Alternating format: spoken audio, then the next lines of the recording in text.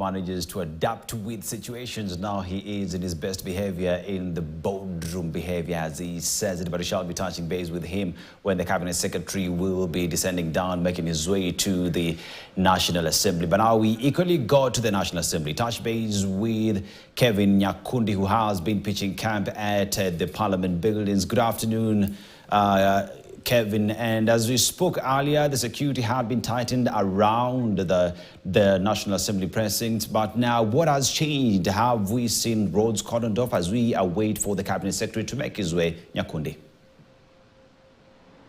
Good afternoon, Seto, coming to you live from outside Parliament. And of course, my colleague, Mudhoka, is on the other side, which is the inside of Parliament, just talking to the legislators over there. So outside here, there is not much activity because the other side of the road has been cordoned off. The other side that comes...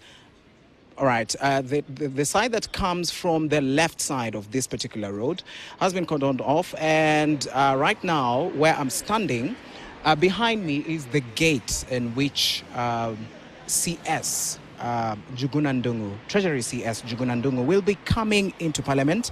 And that gate is usually used by dignitaries, but today he is the only person who's going to be using this particular gate. And just in an hour, 30 minutes or so, he'll be making his way from Treasury with the famous briefcase, black briefcase, and will be coming through this particular gate that is written public entrance and car park, and that is where he'll be greeting some of the dignitaries, especially when it comes to not dignitaries really, the officials in the Treasury Department. And also once these documents are submitted in the National Assembly, the legislative process kicks in earnest, and the Departmental Committee on Finance and National Planning essentially takes over the budget making process. And also in particular, the committee runs with the finance bill right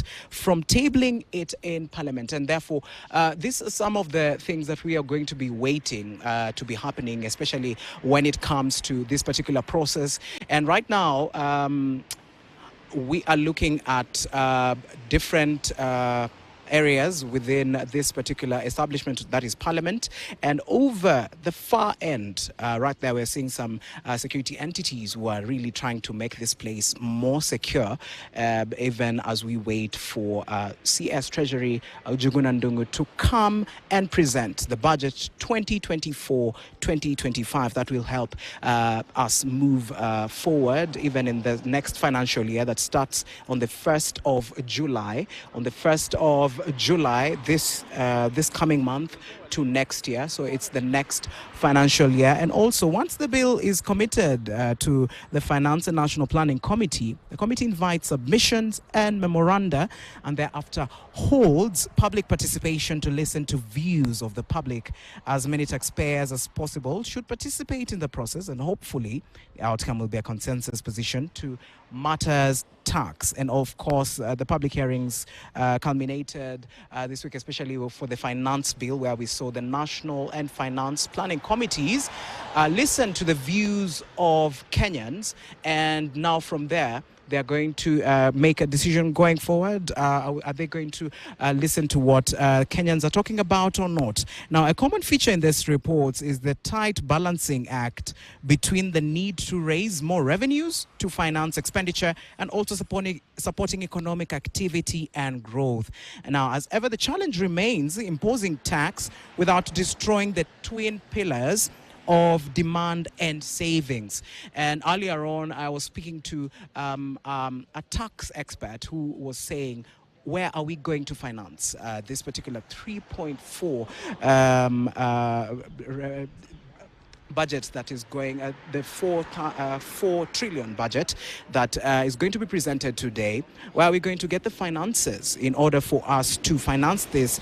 And now, as the medium-term revenue strategy has a number of tax proposals, and also including novel ones such as carbon taxes and formulated. We've also seen this particular budget give some of the sectors that we have in the country some particular allocations. We've seen agriculture, agriculture, we've seen health, we've also seen energy, infrastructure and ICT sector that has a total allocation of around 462.8 billion shillings. We've also seen education, which has taken, of course, the bigger share, which the budget totaling to around 4 trillion has key sectors receiving significant allocations, including education, which accounts for the largest share of the national government budget at 34.8% Aseto, amounting to around 654 billion Kenya shillings. So therefore, the education sector has taken the bigger share, where the Teacher Service Commission is also set to receive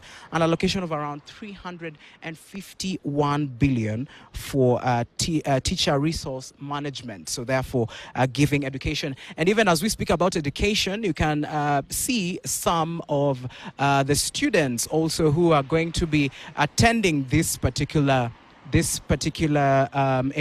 reading of the budget, getting into Parliament, and they are going to also be participating in this. So therefore, these are some of the developments that are happening at this time. And I think, of course, in the next 1 hour or so, we're going to see the CS Treasury, that is Juguna Ndungu, making his way from the Treasury buildings into Parliament. And we'll be getting you up to date on the latest when it comes to these particular events as they unfold. Back to you in studio. Thank you, Kevin, as you bring us up to speed. And yes, indeed, even just seeing students accessing Parliament to be part of this process is something encouraging. Remember,